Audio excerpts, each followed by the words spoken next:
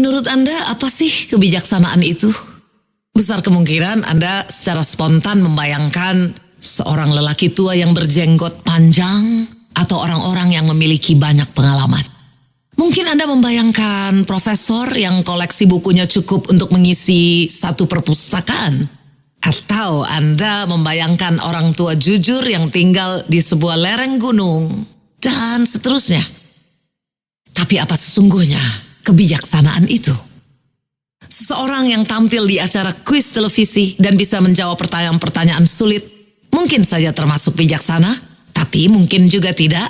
Karena kalau memang bijaksana, dia tidak akan mau mengisi pikirannya dengan bermacam-macam data. Bahkan berada di pusat lingkaran kompetensi yang berisi pengetahuan khusus itu tidak menjamin kebijaksanaan seseorang. Singkatnya, kebijaksanaan tidak identik dengan jumlah pengetahuan. Jadi, ya, kebijaksanaan adalah sebuah kemampuan praktis. Kebijaksanaan adalah bentuk keterampilan yang kita gunakan untuk mengarahkan hidup. Begitu kita menyadari bahwa pada dasarnya semua kesulitan lebih mudah dihindari daripada dipecahkan, maka kita bisa menyimpulkan secara jelas bahwa kebijaksanaan adalah pencegahan. Anda tentu sepakat bahwa hidup itu keras. Ya, ada begitu banyak masalah yang mengepung kita dari semua sisi. Takdir seakan membuka jebakan dan berbagai hambatan siap menghalangi langkah kita. Kita tidak dapat mengubah semua itu. Tetapi jika kita tahu di mana saja letak bahaya yang mengintai, maka kita akan menangkalnya. Kita dapat menghindari berbagai jenis hambatan. Makanya Albert Einstein pernah menggambarkan seseorang yang cerdas memecahkan masalah, seseorang yang bijaksana menghindarinya. Hanya saja kata mencegah itu terdengar tidak cukup keren. Bayangkan saja, ada dua adegan film, A dan B. Dalam film A ada kapal yang menabrak gunung es sehingga kapal itu tenggelam. Kapten kapal yang mulia yang tidak mementingkan diri sendiri secara mengharukan menolong semua penumpang agar tidak tenggelam. Dia menjadi orang terakhir yang meninggalkan kapal dan memanjat melalui sekoci beberapa saat sebelum kapal tenggelam selamanya ke dalam lingkaran buih air laut. Sementara dalam film B, kapten mengemudikan kapal dengan cara memutar gunung es, menjaga jarak yang aman sehingga kapalnya selamat. Nah, kira-kira film mana yang akan Anda tonton? Tentu saja film A. Tetapi kalau Anda harus memilih situasi mana yang lebih Anda inginkan sebagai penumpang kapal yang sesungguhnya?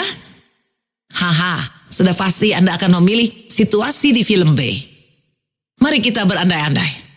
Katakan saja contoh adegan film itu benar-benar terjadi di kehidupan nyata. Kira-kira apa yang akan terjadi kemudian? Kapten A kemungkinan akan diundang dalam acara Kick Andy atau Mata Najwa. Ya, dia akan menjadi sangat terkenal sehingga mendapat kontrak yang bernilai sangat besar untuk menuliskannya ke dalam buku. Bisa jadi dia memutuskan untuk pensiun dari kapten kapal dan bekerja sebagai seorang motivator. Kampung halaman ya mungkin akan menggunakan namanya sebagai nama salah satu jalan. Dan untuk pertama kalinya, anak-anaknya akan merasakan rasa bangga terhadap ayah mereka. Pada sisi lain, Kapten B akan terus-menerus menghindari hambatan sampai masa pensiunnya tiba. Bertahun-tahun kemudian, dia mungkin berpegang pada nasihat Charlie Munger. Saya memiliki peraturan dalam hidup. Jika di depan ada pusaran air, maka Anda tidak ingin menghindar sejauh 5 meter, melainkan Anda akan mengitarinya sejauh 150 meter. Jadi, walaupun Kapten B adalah kapten yang lebih baik, tetapi kapten Allah yang kita rayakan. Mengapa? Karena sukses yang diraih melalui pencegahan atau menghindari kegagalan itu terkesan kurang dramatis, kurang spektakuler, sehingga tidak terlihat oleh dunia luar. Media bisnis juga paling menyukai manajer yang berhasil memulihkan kondisi perusahaan. Dan itu adalah satu hal yang baik.